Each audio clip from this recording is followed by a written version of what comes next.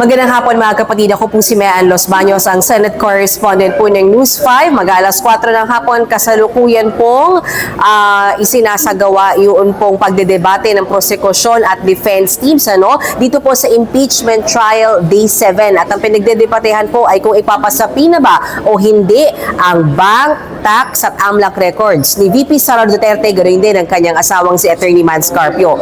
Pero mga kapatid, bago pa desisyonan ng impeachment court, ipapasapi na nga ang mga records na yan. Aba nitong weekend, nagkaungkatan ng yaman ang dalawang senador, si Senator Ping Lacson at Senator Alan Cayetano. Partikular, sa kanyang Facebook Live ay sinita ni Senator Alan Cayetano o kaya nga binanggit, actually, yung tamang term, binanggit yung tungkol sa di umano ay parang dumobleng yaman ni Senator Ping Lacson simula noong 2022 na kanyang paghahain ng Statement of Assets, Liabilities, and Net Worth kumpara doon sa kanyang 2025 SALN. Dati kasing nasa more than 50 million ang assets o yaman ni Senator Lacson, pero sa kanyang 2025 na SALN na umabot ito sa mahigit 220 million pesos.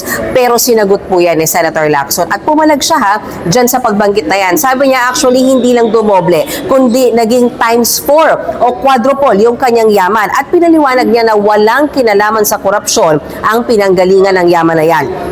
Noong panahon kasi ng tandaan natin mga kapatid, noong 2022 hanggang 2025, wala po sa gobyerno niyan si Senator Ping Lacson. Dahil nga, di ba, tumakbo siyang presidente noong 2022, natalo siya, so nagpahinga muna siya ng 3 taon. Sa loob daw ng 3 taon na yan, nag-engage siya sa mga specific at legitimate business. Kasama na dyan ang real estate. At talagang doon daw siya kumita. Kaya ang balik at ang buwelta ni Senator Lacson kay Senator Alan Cayetano ay bakit daw tinitira yung kanyang integridad, hindi raw yan palalampasin ni Senator Lacson, yung tila ba dinudungisan ang kanyang integridad na sabi niya ay first and last line of defense niya at talagang ipagtatanggol daw niya ang kanyang integridad na talagang inalagaan daw niya simula nung siya ay pulis hanggang siya ay maging senador.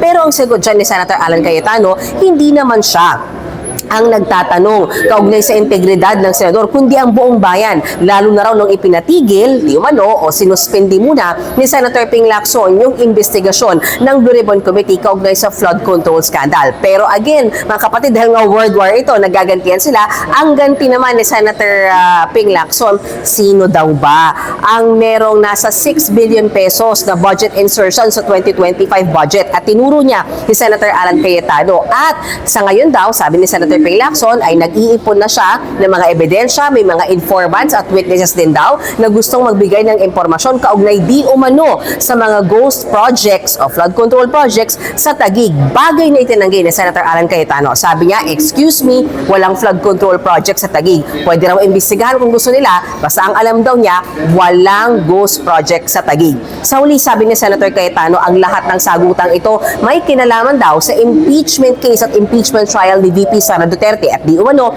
ambisyon ng ilang senador na pumalit sakaling matanggal sa pwesto si VP Sara. Pero sinagot ulit yan ni Senator Ping Lacson at ang sabi niya, hindi siya sugo at hindi siya inuutusan ng Malacanang ni hindi pa nga raw alam ngayon kung ano ang magiging boto niya para sa impeachment trial ni VP Sara. Kaya paano daw masasabi na may kinalaman yan sa kung ano man ang maging desisyon, conviction man o acquittal ni VP Sara Duterte. So yan muna mga kapatid, ang mainit na sagutan sa pagitan ng dalawang senator judges, Senator Ping Lacson at Senator Alan Cayetano. Pero ang lahat ng yan nangyari mga kapatid over the weekend at hanggang kanina at hindi naman po sa loob ng impeachment court. Yan muna ang latest mula dito sa Senado. Ako po si Mean Los Baños. Magbabalik po ako para sa iba pang mga updates.